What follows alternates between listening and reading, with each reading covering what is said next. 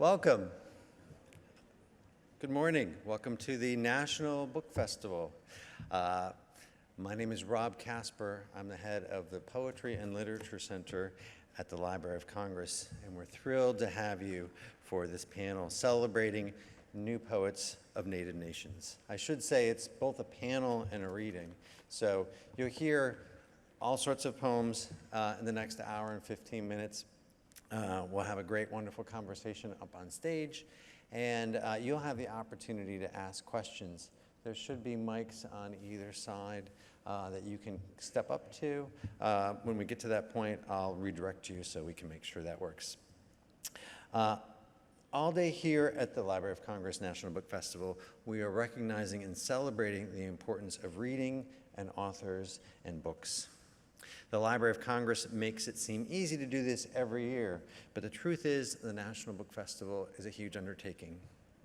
It is a huge financial undertaking, and it is free for everyone because of the generous support from our sponsors and supporters.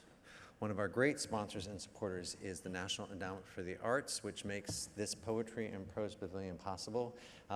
You should find out about the National Endowment for the Arts. The staff from the Literature Division is in the back. They have materials you can check out. They are a great supporter of poets and writers in this country and have been doing so for a good long time.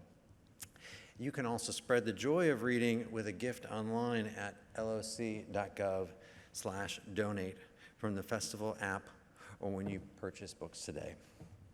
So let me tell you about this panel and reading. We have a good amount of time today to get into a great conversation, and I'm thrilled to have two wonderful poets, including my good friend Heid Erdrich. I've had many conversations with Heid over the years about new poets of Native nations, and I want to say how honored I am personally to be part of its launch. Special thanks also to Graywolf Press and editor Jeff Schatz for supporting this panel. We were supposed to have a third panelist and reader, Natalie Diaz. She is in transit. We're hoping she makes it, so we're just going to kick off, and then we'll see what happens. Let me tell you a little bit about this event. Our other poet, Jennifer Foerster, will read her poems from the anthology.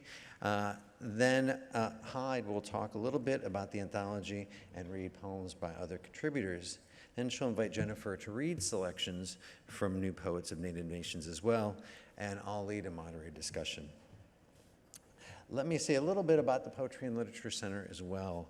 We are home to the U.S. Poet Laureate, and in fact, you can see our current Poet Laureate, Tracy K. Smith, talk with former Poet Laureate Robert Hass at this stage at 2 o'clock. The center also hosts a wealth of poetry programming throughout the year at the library's Capitol Hill campus and around the country. For more information, visit loc.gov/poetry. And so now I'm going to sit down. There'll be a little bit of rejiggering my mic, and then Jennifer Foerster will kick things off. So thanks so much for coming.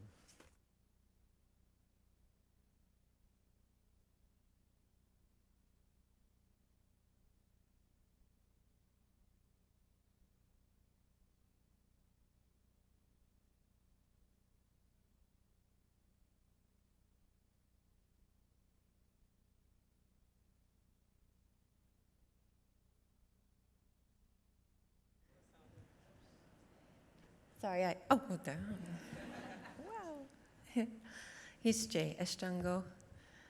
Jennifer Foerster Chahujifkados. My name is Jennifer Foerster. It's wonderful to be here.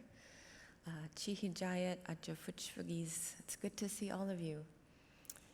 I'm a member of the Muskogee Creek Nation through my mother.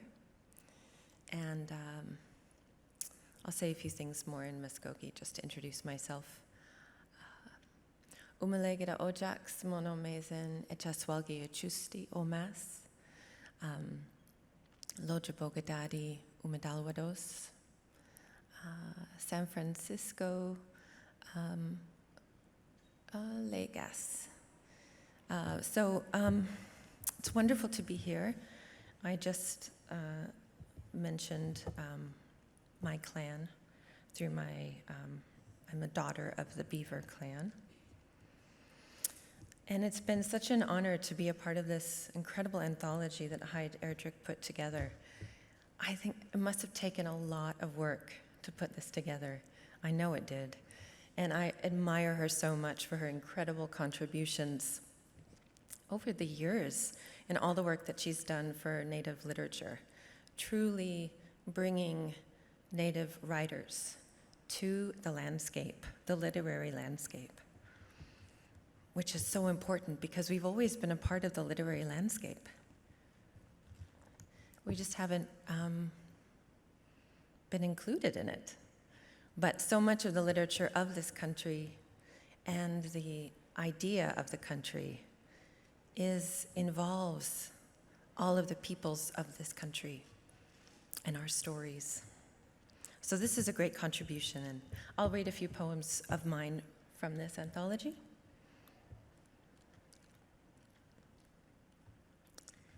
All right.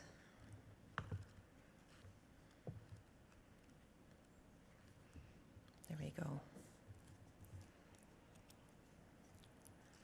So my mother is Muskogee Creek, and our family is from Tulsa, and one of the early founding families of Tulsa, and arrived there during the removal in the mid-1800s. And my father is Dutch and German and was in the Air Force, so I grew up moving around a lot as a kid. So I only got to spend summers back home in Oklahoma, and the rest of the time, he was a diplomat in the Air Force, so he worked for the embassies. And we lived in Vienna, Austria, and Brussels, England, and various states. So, you know, because we worked for the government, they were kind enough to send us home every summer. So I got to go home to Oklahoma every summer. I always felt a little out of place because it was my home, and yet we were the ones that were always moving around, you know, and not a lot of people there moved around. So I felt like I was always leaving. So the first book I titled Leaving Tulsa, because I always wanted to stay, but I also always wanted to leave. And it's that place of being in between culturally, linguistically, historically, that informs this poem. Leaving Tulsa. Once there were coyotes, cardinals in the cedar. You could cure amnesia with the trees of the back 40. Once I drowned in a monsoon of frogs. Grandma said it was a good thing, a promise for a good crop. Grandma's perfect tomatoes, squash. She taught us to shuck corn, laughing, never spoke about her childhood or the faces in gingerbread tins stacked in the closet. She was covered in a quilt, the creek way. But I don't know this kind of burial. Vanishing toads, thinning pecan groves, peach trees choked by palms. New neighbors tossing clipped grass over our fence line, griping to the city of our overgrown fields. Grandma fell in love with a truck driver, grew watermelons by the pond on our Indian allotment, took us fishing for dragonflies. When the bulldozers came with their documents from the city and a truckload of pipelines, her shotgun was already loaded. Under the bent chestnut, the well where Cosetta's husband hid his whiskey, buried beneath the roots her bundle of beads. They tell the story of our family, Cosetta's land, flattened to a parking lot. Grandma potted a cedar sapling I could take on the road for luck. She used the bark for heart lesions doctors couldn't explain. To her, they were maps, traces of home, the Milky Way, where she's going, she said. After the funeral, I stowed her jewelry in the ground, promised to return when the rivers rose. On the grassy plain behind the house, one buffalo remains. Along the highway's gravel pits, Sunflowers stand in dense rows. Telephone poles crook into the layered sky. A crow's beak broken by a windmill's blade. It is then I understand my grandmother. When they see open land, they only know to take it. I understand how to walk among hay bales looking for turtle shells, how to sing over the groan of the county road, widening to 4 lanes. I understand how to keep from looking up. Small planes trail overhead as I kneel in the Johnson grass, combing away footprints.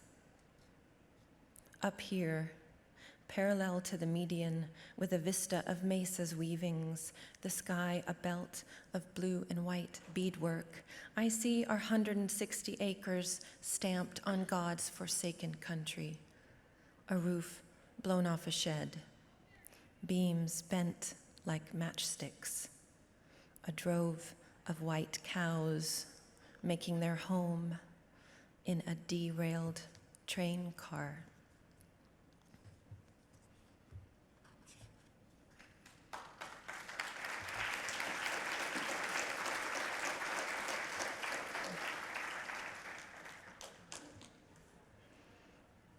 Canyon. I also lived for a long time in New Mexico and went to the Institute of American Indian Arts in Santa Fe. And now I'm there with the low residency M.F.A. program at that school. And some of the poets in the anthology are involved with that school too. So keep your eye out. Canyon. So anyway, I spent a lot of time in the desert, which has influenced me a lot, especially the Southwest and the sense of the ocean that is always there in the desert. The past is always a part of where we're at, even if we don't see it, even when it's invisible in our landscape. It's here. Canyon. Brush over stars, dust, upthrust shale, erosion stripped, script of ledges. Sloughing scales off our hands' finned imprints, slow aging metamorphic skins, quartz, schist, gypsum, marine bones bedded in the drainage. The basin overflows with wind, horizon, phantom barges, a shore once lush with cane. Moon, a relic in the azure sky, gray face cut from the mountain's spine. A line of dust divides us, narwhal and ghost, ancient stream whose sound remains, floodland, arroyo, yucca, saguaro. I dive with pipe-vine swallowtails down winding stairs, crenulated lava, scrolls fossilized in radiant strata, reed, prickly pear, silver cholla, spicules of sponge.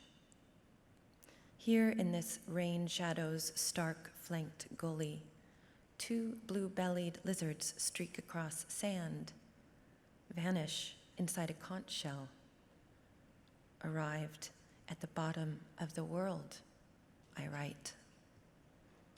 Buried in the canyon's spiraled larynx, a raft for the coming storm.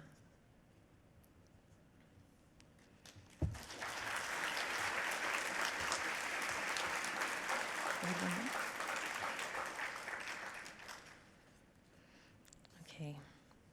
I'll read one piece from my second book that just came out that kind of follows that poem is in this book, but it's called Bright Raft in the Afterweather, so since I'm talking about rafts.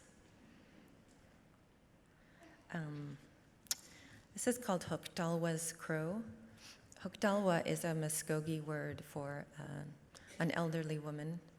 It doesn't have the personal pronoun attached to it, so it can't be a relative, because a relative always has that attachment.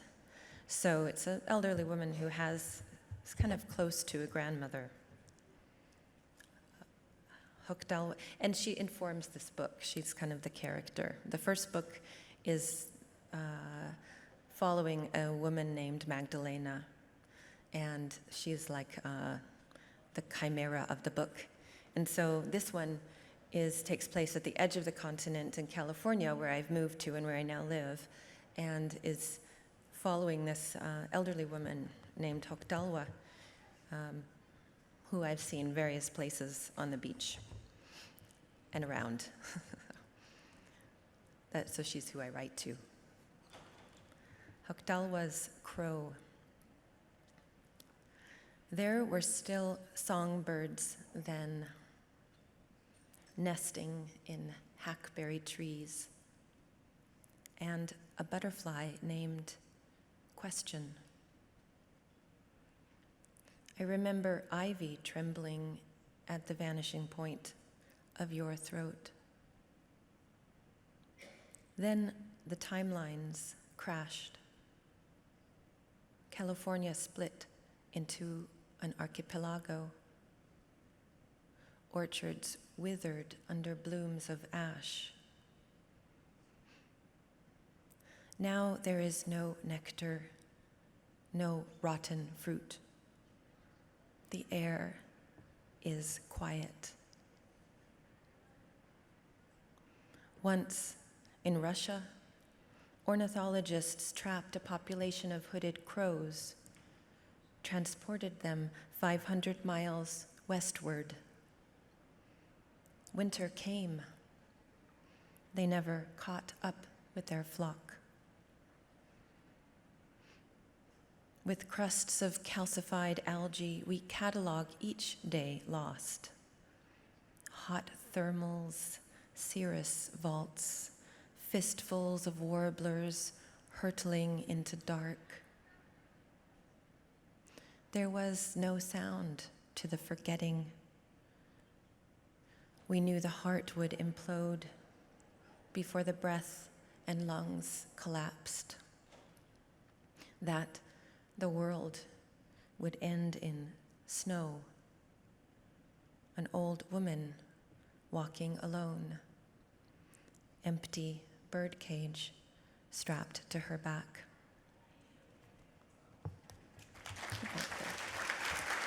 Mado.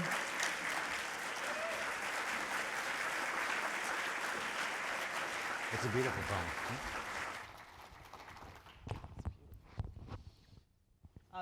Thank you so much. Am I on? Is my mic working? Yeah? Okay. Thank you so much, everybody, for being here. Thank you, Jennifer. That was just beautiful. I am Heid Erdrich, and I wanted to say just a few more things about Jennifer before we move on. Jennifer has recently been a National Endowment for the Arts Fellow. She is working as managing editor of Joy Harjo's project to create a Norton anthology of poetry, of Native American poetry, the first. And as if that's not enough, she recently stepped in as the director of the M.F.A. program, the low-res M.F.A. program for the Institute of American Indian Arts. So she's quite an accomplished person, aside from having a new book out, which is enough work as it is. And so I'm really grateful to you for coming in and reading from the anthology. I really appreciate that. So. Do you want to read a few poems from the anthology that you love? Yeah, I'm going to read the first and last, and then as we have time between things, I will add a few of the shorter poems. I like to read the first poem because, you know, we have a book where I've created this umbrella, Native American poetry, and I don't believe that Native American poetry actually is a thing. It's just a term that we use to bring the original peoples of this place together. When I move around the country reading from my own work and the anthology and teaching, I like to think about the original people who lived in the place that we're all inhabiting. So I want to think about those people now. I want to recognize the Monaca Nations of Virginia, who recently came into a relationship with the federal government after, of course, having known people from Europe for hundreds of years. So I want to recognize those people, and then I want to read, thank you. And I want to read the first poem in the book, which is by M.F.A, and Tacy's a Adonai Poet. She also a graduate of the Institute of American Indian Arts with an M.F.A from elsewhere, but she did her undergraduate work there. Tacy is writing about the ancestral group that is known as the Anasazi. Now that's sort of a made-up term and for people's ancestors, and the conventional wisdom is that they just disappeared, right? This group in the Southwest, the Hohokam, the Anasazi, all these people, nobody knows where they went. Well, the people who are descended of them know where they went. So this is a very short poem. Anasazi. How can we die when we've already been prone to leaving the table mid-meal, like ancient ones gone to breathe elsewhere? Salt sits still, but pepper's gone, rolled off in a rush. We've practiced dying for so long a time when we skip dance or town, when we chew. We've rounded out like dining room walls in a canyon, eaten through by wind. Sorry we rushed off. The food wasn't ours. Sorry the grease sits white on our plates. And the jam that didn't set, use it as syrup to cover every theory of us.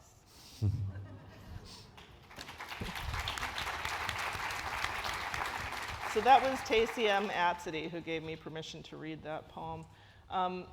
When I put the anthology together, I wasn't sure how I was going to do it. I knew I wasn't going to look for themes because I believe that all these representatives of their own native nations, their particular culture groups, or their relationship to their descent from those culture groups, which is a whole other category of being, were too distinct to represent. I couldn't, put it in the category of here's Creek poets or here's Dene poets.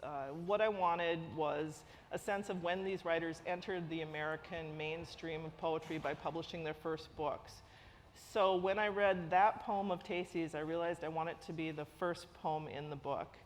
And because it responds to and calls out our ancestry, our origin in this place, this continent, and because it was the last book published, and I realized I had to go backward from the 2018 book, Tacy's book, Rain Scald, and forward to the first book published in the year 2000 to have 21 poets from the 21st century.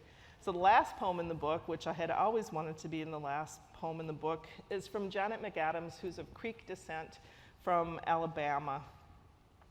And this poem is called Earthling. That winter, that warm winter, no one wanted to be ordinary. We sat on a pile of plastic, threatened as a farm where the dog is tied up barking. Land, we meant to say we were sorry. We are so sorry to the red dirt of your body. We meant to say meat or dirty water. We meant to say before our bones became lace, before we had to lean forward to swallow. You remember how the story goes. We came in peace. But tell that to a drop of water trying to linger.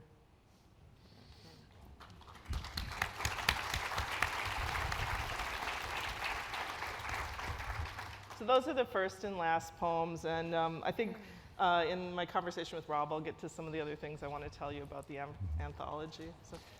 Well, thanks for reading those poems, both of you, and talking about timelines.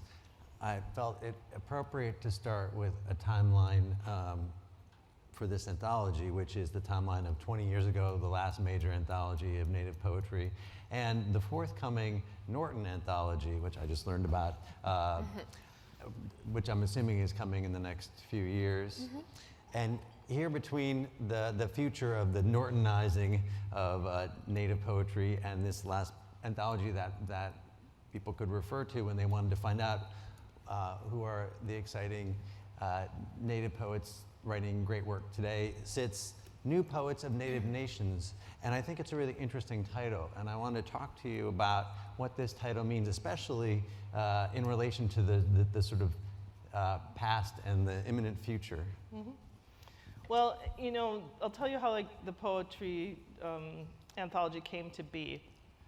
I was looking at social media, as I want to do, and I saw a prominent critic of American poetry, contemporary American poetry, post the question, who are the native poets I should be reading today? And the answers this person got back were the names of 19th century orators, like Chief Seattle, Gary Snyder, who is not native, but who can some people think of as writing Native American poetry.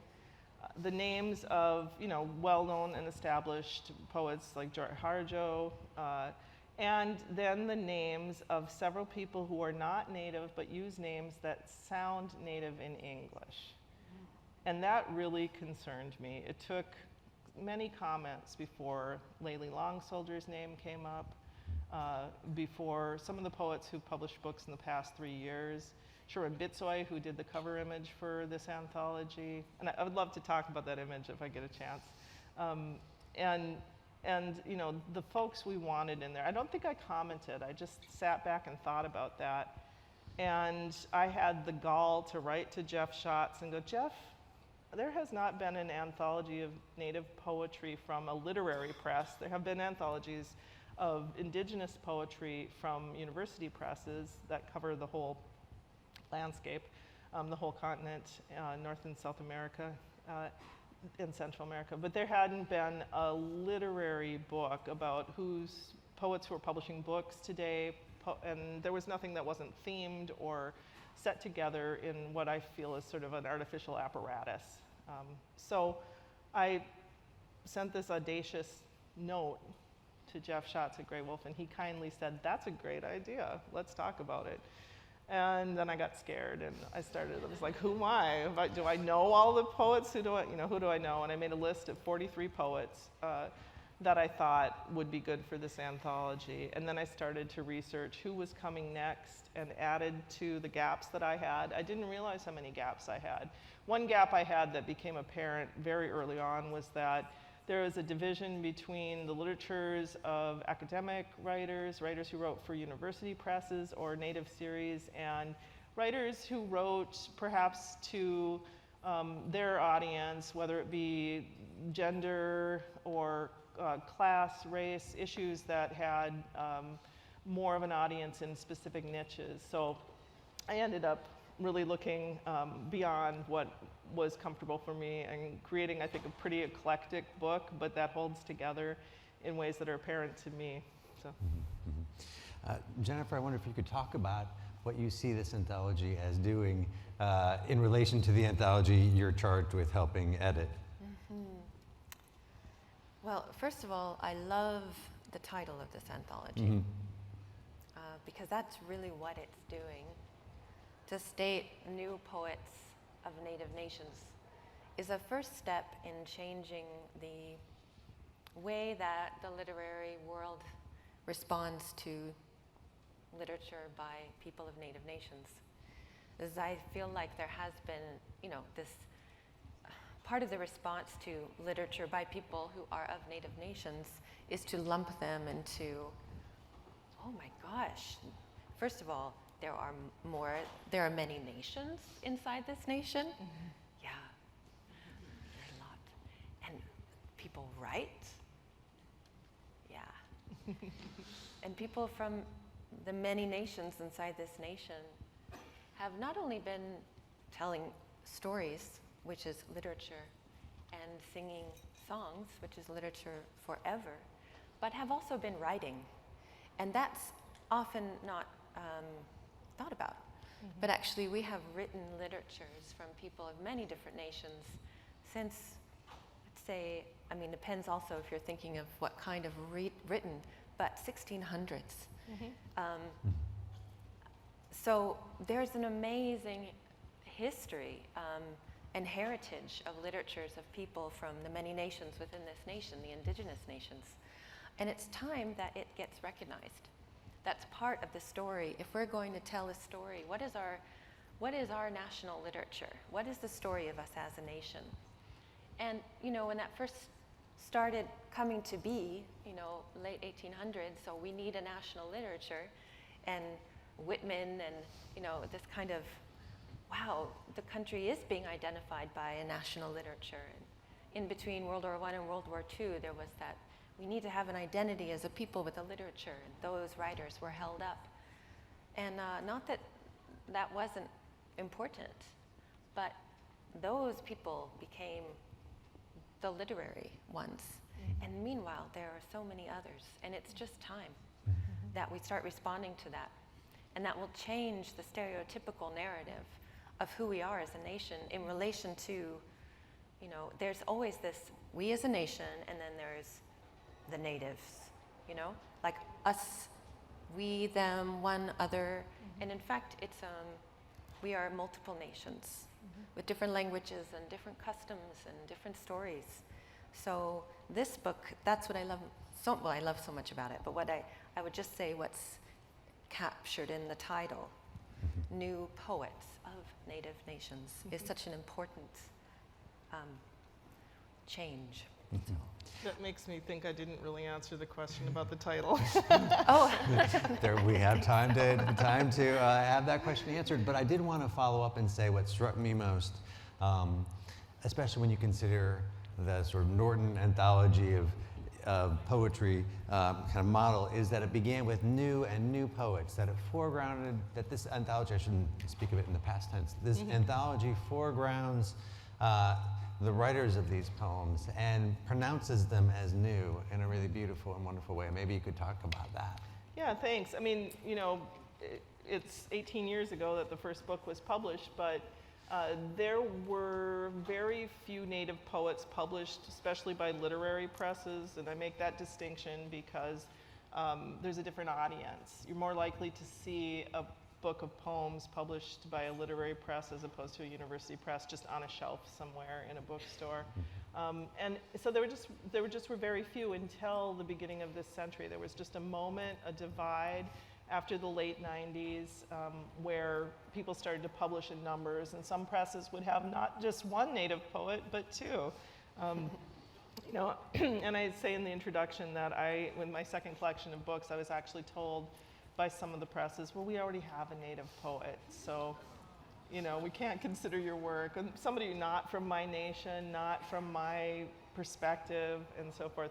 But there was that lumping together. So I really wanted the idea to like look at, well, you couldn't, it's enough to represent in some way your nation or hold that nation in your body and have it be part of your work for these poets, much less to try to fit into some category of thematic, you know, work by Native nations. So I think that, I mean, I really was thinking about those things. I was also thinking about that problem of these poser poets, faux-skins, pretendians as we call them, people who have made a career off of writing native-sounding poetry, but have no connection to a Native nation whatsoever, and they don't even pretend to when asked.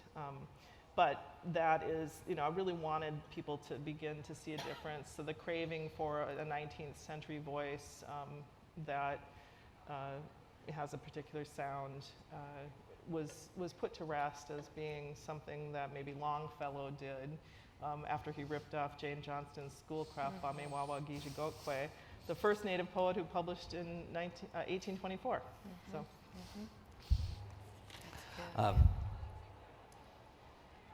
I'm interested also in talking specifically about these poems and the wealth of themes and images these poems contain, and the images and themes that Heid, you talk about in the introduction as those that the publishing world, the sort of mainstream publishing world, expects of Native poets.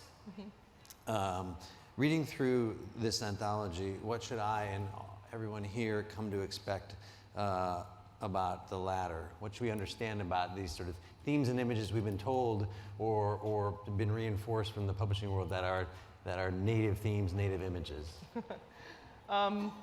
Well, that's always a problem, right? Like if I recapitulate them, then they're in your head, and then I tell you that I can't tell you what subject will strike Native, contemporary, new Native poets. But you know, the expectation of spirituality, constant spirituality. You know, we have poems for anti-spiritual poems. We have, you know, agnostic, even atheistic poems in this anthology. You know, animals aren't always talking, people aren't always in ceremony. They might write, you know, beautifully about canyons and the relationship to ancestors, but with the sensibility that we have as Americans to be skeptical, to think, you know, how is our education being produced? What's our critical take? So those are the poets I was attracted to. There are many other kinds of Native poets, and I did try to include some in the edition of Poetry magazine that I edited for June. So that's online. So if you want to see some poets who are not contained in this anthology, you can see in Poetry magazine even newer writers who have maybe don't have their first book yet. But these writers, like Jennifer said, are national poets in the American scene in general. They've won virtually every major award this year. Jake Skeets, who's not in the anthology, just won the National Book Award. No, the National Poetry Series. Yeah, National Poetry Series. Yeah. I know they all sound the same to me, but that's awesome. Yeah, and you know, if you ask about it, there have been awards. Joshua Whitehead actually turned down the Land Literary Award, but he was nominated. And there were many other awards just recently that went to Native poets. Not in a special category, just the American Poetry Awards in general. Well, there's also that interesting sense of multiple identities that you talk about, the sense of our connection to different nations that the poets in this anthology are negotiating with. At one point you say that no one in this anthology defines himself solely as Native American. And you brought that up a little bit, Jennifer. And maybe you could talk about how your work and the work of the poets that you admire in this negotiates with those dual or multiple identities, maybe in connection to one another or in opposition to one another. I have a sense, I feel lucky that I am friends with most of the poets in here, and those are, I'm not, it's just because I haven't had the privilege of getting to know them very well yet. But one thing about this collection that Heid has brought together is that as this collection of poets, including so many who aren't in here, we're in conversation often. We know each other, we dialogue, we read each other, we teach each other. So in that sense, it's a small, well, it's an intimate community. I agree. And this is just a beautiful rising up of some of those voices, kind of like a cross-section of that community. And you can read in here how people are talking together. There are so many echoes among the poems. And I think related to theme, it's hard, you know, reading it through so many times, you're going to find layers and layers of themes and conversations that are happening among the poems. And one of those, of course, does have to do with identity and how we are multiple, how we are able to be rooted and centered in a place or a people, a community, a nation, and at the same time be multiple. And I think that's probably how I would talk about that. You know, also for me, it's I went to the Institute of American Indian Arts as an undergrad, and that was really illuminating to me, because I grew up living, like I said, you know, summers in Oklahoma and school years mostly in Europe, actually. And so I felt very close to my heritage, you know, because I just knew my relationship with this country was, on one hand, it was kind of like a, you know, my father was in the embassy, so it was a very formalized relationship to the United States, being representative of that abroad. And at the same time, my relationship with this country was, I knew I was from the land, too. And I knew the stories. I thank my mother for telling me the stories and the history. So since I was young, we knew, you know, our family was part of who we are, our family's dialogues. where we came from. So my sense of multiplicity and being, I wouldn't say being divided, because I don't feel like it's a division. And when I went to the Institute of American Indian Arts, it was great. I mean, as a kid, I got to go to international schools, and I met people from all over the world, different languages and cultures and religions. And then I went to the Institute of American Indian Arts, and I got to be with people from different languages and cultures and ways of being in the world. I just think that's a beautiful thing, and I think that's reflected in this book too. Yeah, could you read a poem that might reflect that? Yeah, I was thinking when she was answering of this poem by Cy Hoa. And Cy is, he's Comanche and Southern Arapaho. He's lived all over Oklahoma. I'm just reading this through real quick. But he is also currently living in Arkansas. And I always think it's interesting that people don't think of Native people in certain parts of the country. They're like, oh, we don't have any natives here when I visit. But there he is in Arkansas. And I think it helps to think of this poem as a graphic novel. So each section is like a little cartoon. So if you could draw it in your head while I read it. I'm going to switch glasses, sorry. I'm old. Oops. Throwing my glasses around. These are my grandpa glasses. Anchor screws of culture.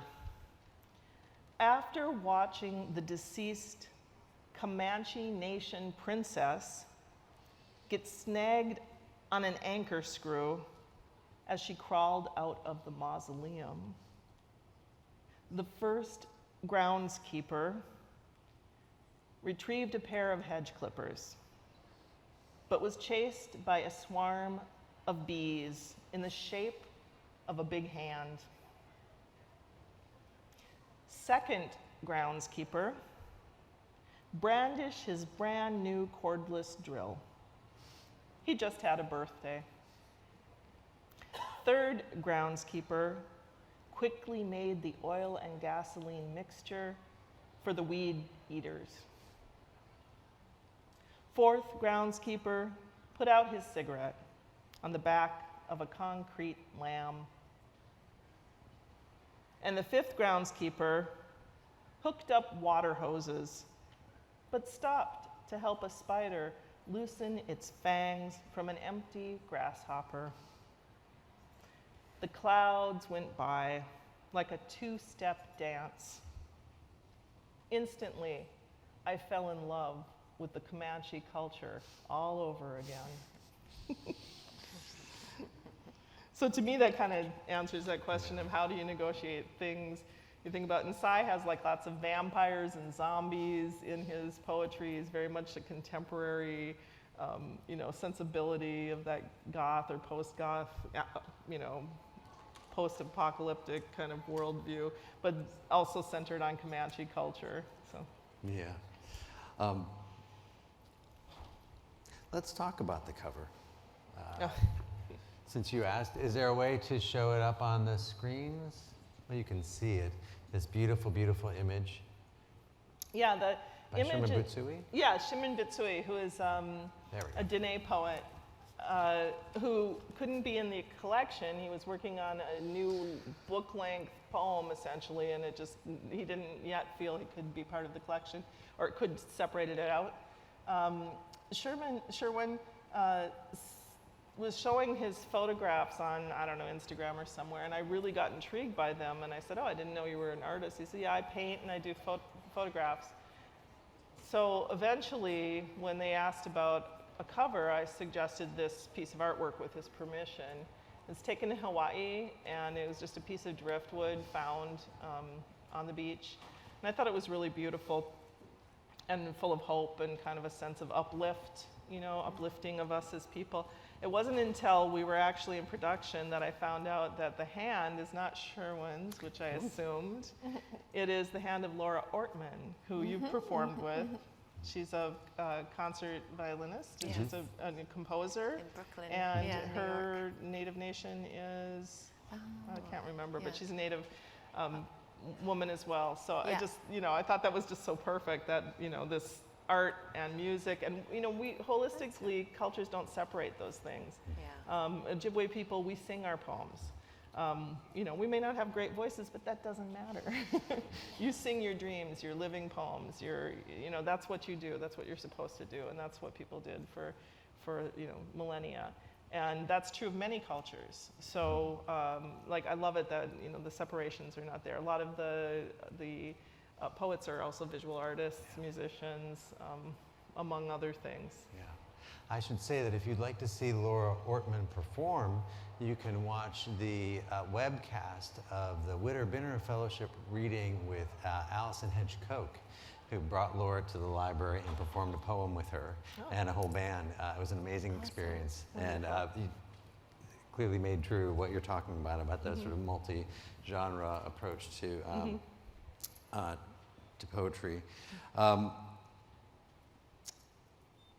You talked a little bit about being surprised by the poets you didn't know about. What, maybe both of you could talk a little bit more about what surprised you in this anthology? Poems, poets, themes, ways of negotiating, questions.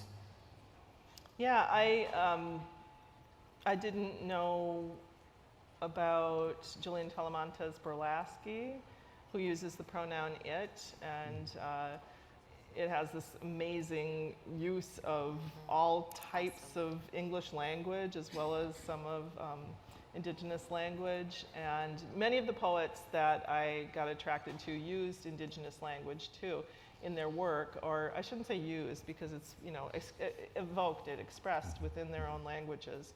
And that was a part of my taste in the work, was to look at those poems and be inclusive of them. Some are not translated, such as Gwen Westerman's, one of her Dakota poems. Some are translated within the text. Some are just meant for an audience of those who could read the language, and I couldn't read them all. So, but to me, our language teachers tell us that we want to speak the original languages of this place, and it's part of our future. It's not part of our past, it's part of our future and our continuation. So however you need to do that, whether it's through poetry or teaching kids, you know, it doesn't matter. So that surprised me. You know, playfulness. A lot of people think of the sadness and the sort of backward glancing or nostalgia of Native poetry.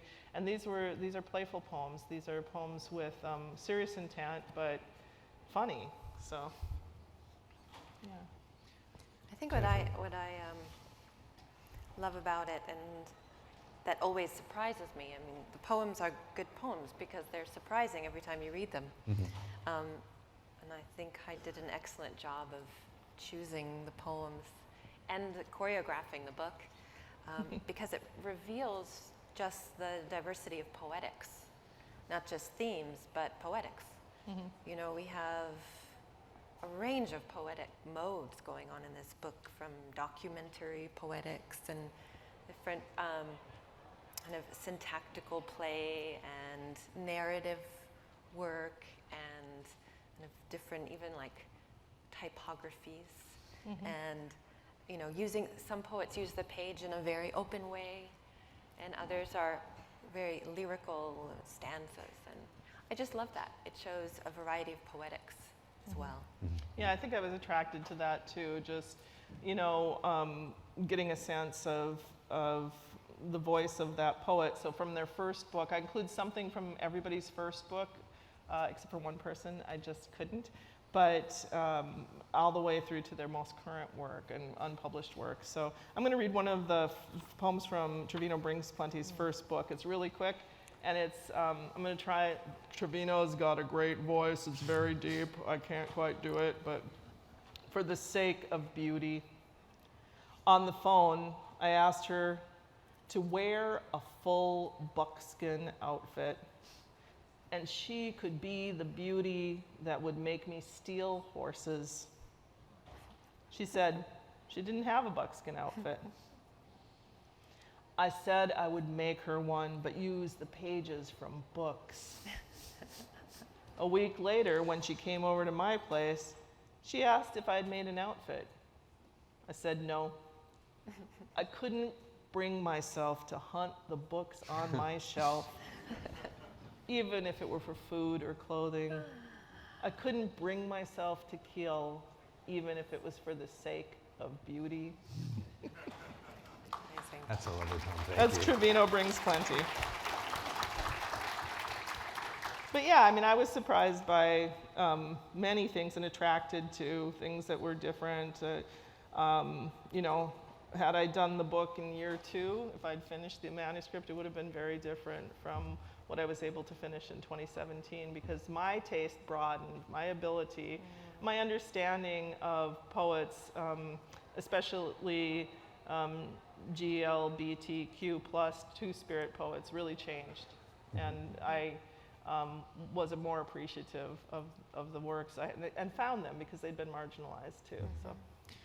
It's interesting that you bring that up, what it meant publishing this anthology now. And of course, you're not only an editor, you're a great poet yourself. I'm interested in how the two of you felt, how you felt about doing this anthology now for you as a poet.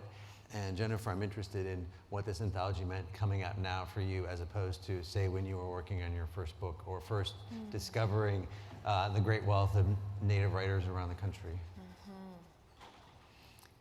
Well, I'm glad it came out when it did. I think because some of the poets in this book, their first book did just come out. Tacy, right? Her first book, 2018. Rain Scald, just came out.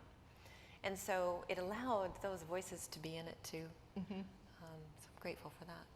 And I mean, these poets have been writing for 10, 15 years, most of them. They just couldn't get published. Tommy Pico now has 3 books, boom, boom, boom, right in a row, and and winning national awards, but he could not get published. I think I saw him post that, I think he sent it out 27 times, which is a lot of work. Sending a book of poetry out takes, you have to wait for it to come back, you have to produce the manuscript, you have to fill out an author form, you have to do so much to get those books out there. And you know, with no hope of getting any money out of the deal. No. So, you know, sending it to contests, etc. So these poets were out there struggling to be heard, a lot of them. And I was just grateful that they shared their first successes with me. I was really grateful for that because they didn't have to. A lot of them didn't know me. They weren't maybe even hooked in with the Native writing community until, which is just still forming. It really has grown a lot in the past 10 years. So I don't think we're a school of poetry because our poetics are not prescribed, but we are a community. An intimate community, as you said, for better or for worse. Yeah. There is that larger question, though, of what's happened in the last even 5 years. It's interesting to see in the September 2018 issue of The Atlantic, they have a big article by Jesse Lichtenstein called How Poetry Came to Matter Again, which is a play off of Dan Gioia's Can Poetry Matter article that was so foundational. And he talks about all sorts of poets, including Lady Long Soldier. But it was very exciting to feel that after many years of seeing articles about the death of poetry, about poetry as elitist and not connected to the lives of ordinary Americans, quote unquote, to see a kind of sea change in the major media. And at that same time, there is an explosion of all sorts of exciting young poets from all sorts of parts of the country who are, I think, expanding our sense of what poetry can mean. But why do you think suddenly there are a bunch of exciting Native poets or poets who've been writing and suddenly, as you said with Tommy Pico, boom, boom, boom, 3 books in a row? I think that just the diversity of our country, of America, of the U.S., and the diversity and growth of Native nations is allowing for that possibility. And I think people are interested in hearing voices that are not their own, and there's more of an openness to that, especially in poetry. The audience is much younger, and we now know from the NEA study, the performed work of poetry has come back into play, and for Native poets, I think that has always been a thing, the idea of performance of poetry, although it's perfectly fine to have somebody who doesn't perform. It's a little harder, but I perform my work more than I publish it in journals or magazines because I want a relationship with the people I'm performing to and with. I want to have that moment of human connection. So I think part of it is that, but probably the main thing is just social media and the internet. You could get a following, you could get some way to, if I couldn't just throw an email off to Jeff Schatz, this never would have happened because I wouldn't have dared to go like knock on the door and make an appointment and talk to Jeff, who is the greatest, sweetest, most humble person in the world who's made a huge impact on American poetry. Yeah. Yeah, I agree with all that. And I think that what's happened in the last some years is, you know, we're living in a time of pretty numbing rhetoric. And poetry is a language like none other. Hi, Natalie. It's a language of the imagination, and it's a language that opens the apertures of insight. And we need that. And with that, we're so glad that Natalie Diaz is here. Arrived, yay! Poetry is a language that's also late, apparently. Better late than never, as my Yeah, mother said. well, we're at our 15-minute mark. I'll let you catch your breath. Should we do questions for a minute until Natalie is ready to read, or Or do you want to jump in? Whatever. At this point, I am at your, whatever it is we want to do. Let's have you jump in, yeah. You Thank you for getting here. Poor Natalie had some serious plane issues. She arrived at past midnight last night into Washington, D.C. Yeah, that's no poor. I mean, I'm here, which is lucky. So Yeah. Thank you. Well, we're thrilled to have her. And, here you go. just start to read. You want some water? I'm glad Heid and Jennifer love me. Oh, yeah. And I hope some of you. I love you for me. getting here. Yeah, come Thank on. you. Yeah, give me some love.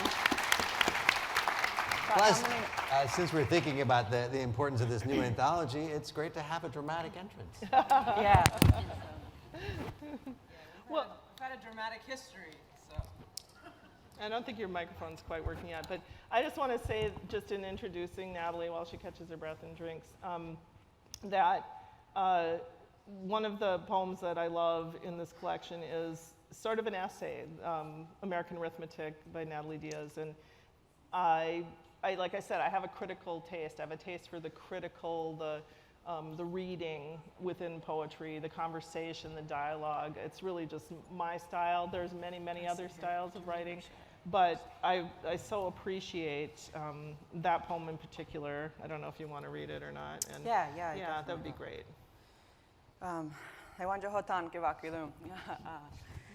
Good morning. American Arithmetic. Native Americans make up less than 1% of the population of America, 0.8% of 100%. Oh, mine efficient country. I do not remember the days before America. I do not remember the days when we were all here.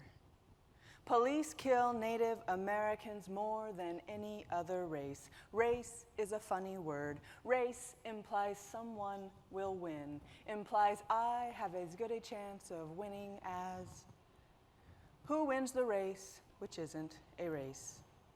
Native Americans make up 1.9% of all police killings, higher than any race. And we exist as 0.8% of all Americans. Sometimes race means run. We are not good at math. Can you blame us? We've had an American education. We are Americans and we are less than 1% of Americans. We do a better job of dying by police than we do existing. When we are dying, who should we call? The police or our senator? Please, someone call my mother. In arithmetic and in America, divisibility has rules. Divide without remainder. At the National Museum of the American Indian, 68% of the collection is from the United States. I am doing my best to not become a museum of myself. I am doing my best to breathe in and out. I am begging. Let me be lonely, but not invisible. But in this American city with all its people, I am Native American, less than one, less than whole. I am less than myself. Only a fraction of a body. Let's say I am only a hand, and when I slip it beneath the shirt of my lover, I disappear completely.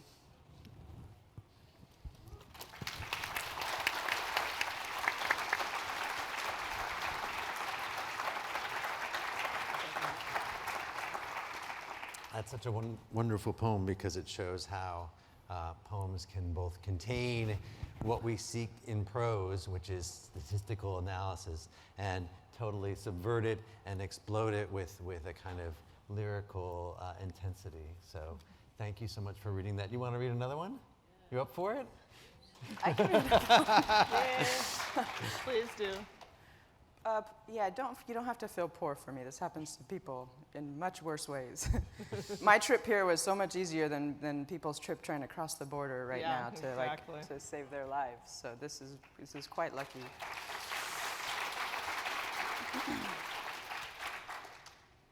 This one kind of goes fast, so I'm hoping I have enough hydration in me for it.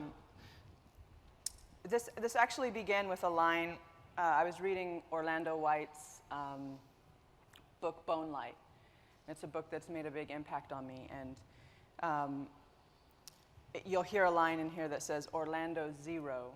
And I was thinking about that little white skull of space that he images so powerfully in his book.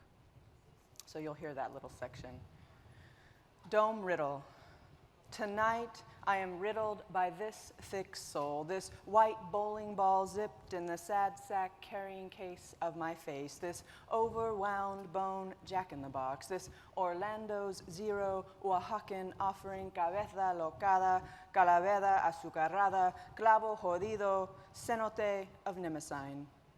This sticky, sweet guilt hive, Piedra Blanca del Rio Oscuro, this small town mania dispensary, prescribed cranium pill, this electric blue tom-tom drum ticking like an Acme bomb, hypnotized explosive device, pensive general, scalp-strapped warrior, soldier with a loaded god complex, this Hotchkiss obliterated headdress, Gatling-lit labyrinth, this memory grade, epithet, death epitaph, mound of memento mori, this 22-part talisman wearing a skirt of breast, giant ball of masa, this god patella in the long leg of my torso, zoo of canines and Blake's tigers, this red-skinned apple, lamp illuminated by teeth, gang of grins, spitwad of scheme, this jawbone of an ass, smiling sliver of smite, David's rock striking the Goliath of my body, this library of Babel, homegrown Golgotha, nostalgia menagerie, melon festival, this language mausoleum,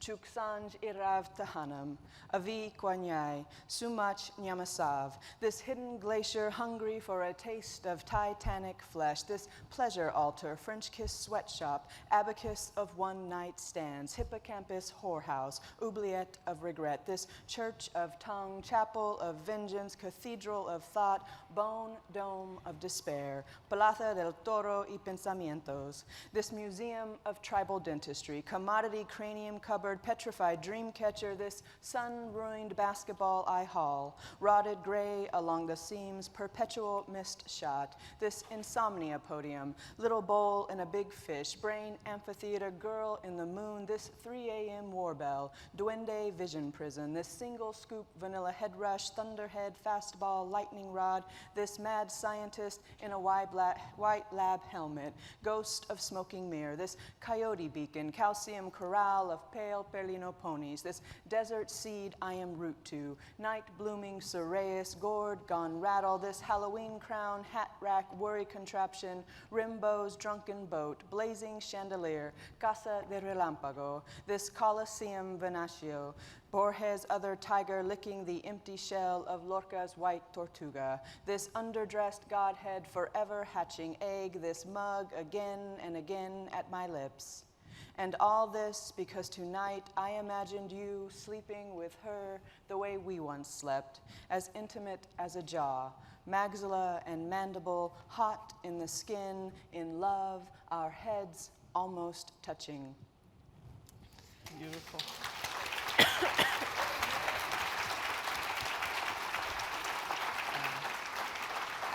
Can I just say that Yeah, my collaborator in reading that was incredible. That's like,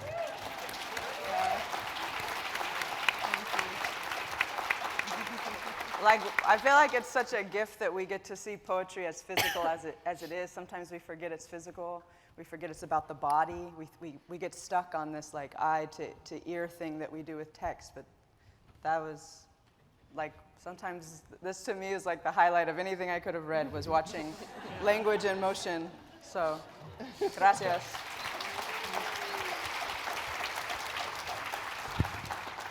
So I'd love to give you a chance to ask any questions you'd like to ask. There are mics on either side. Please come up. We have about 10 minutes. Of course, I could talk all day with these three, but I'm sure you have questions to ask. And we have a signing You have a signing, at yes. 12:30, I think. Is that right? 1:30. 1:30. So if you want to. So the mics are over on either side. I'll pretend it's at 12:30, so I get that. Sure, go ahead. My question is to the editor of the anthology. Did you have difficulties in selecting the poets? What was your criteria? How did you decide that these poets are going to be in?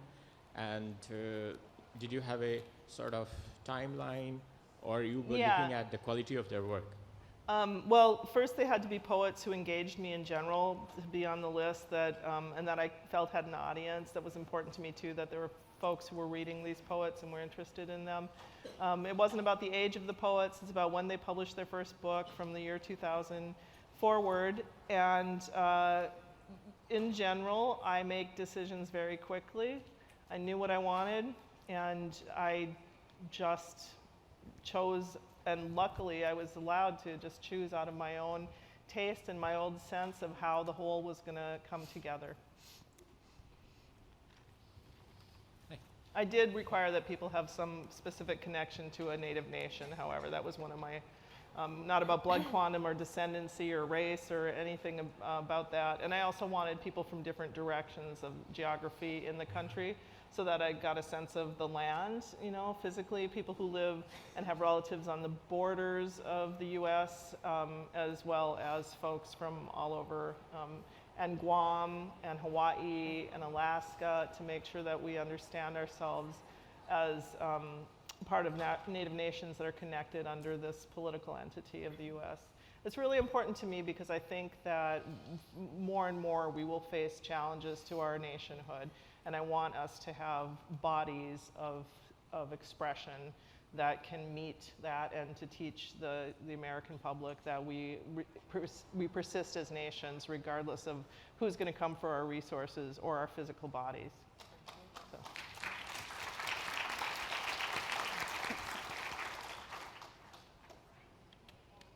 Hi.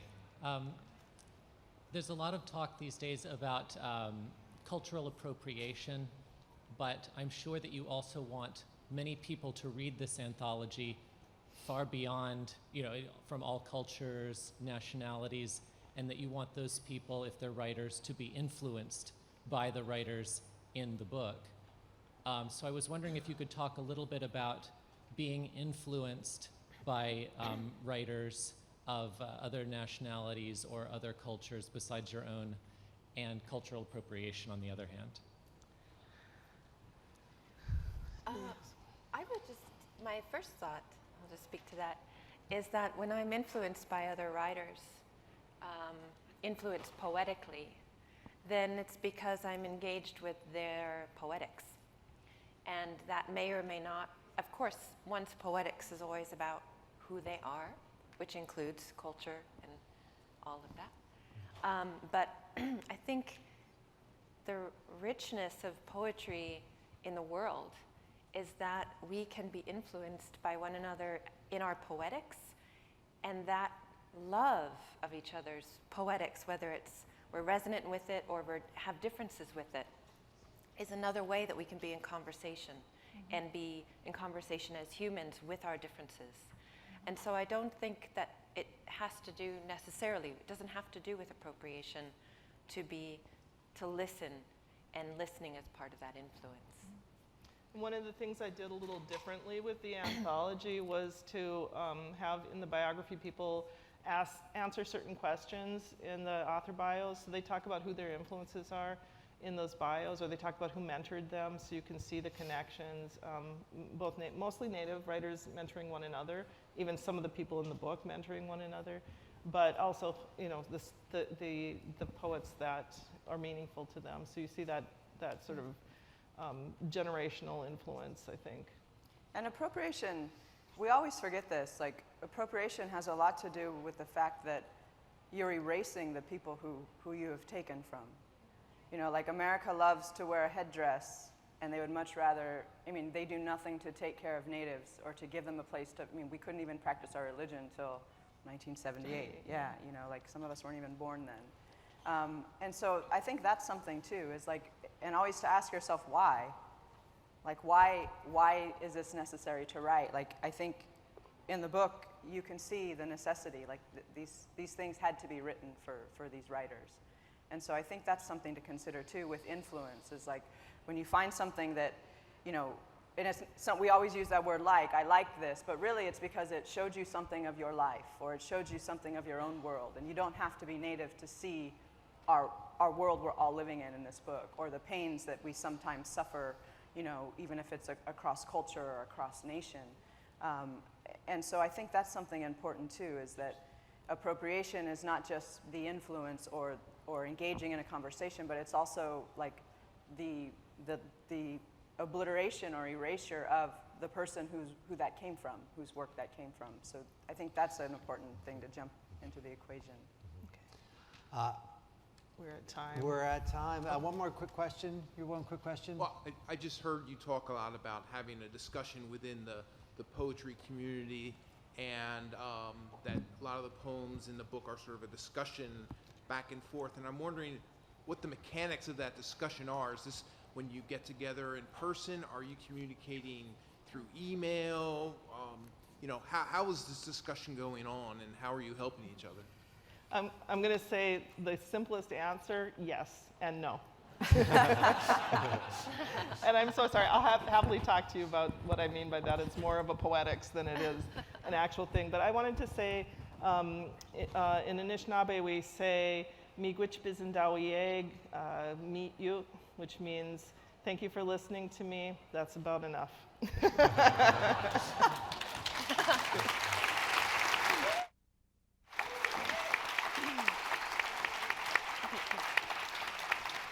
Thanks all for coming. Thanks all for coming. The book signing should be on, I think it's at 12:30, 1 o'clock. It should be on your app, the National Book Festival app. Hope to see you soon.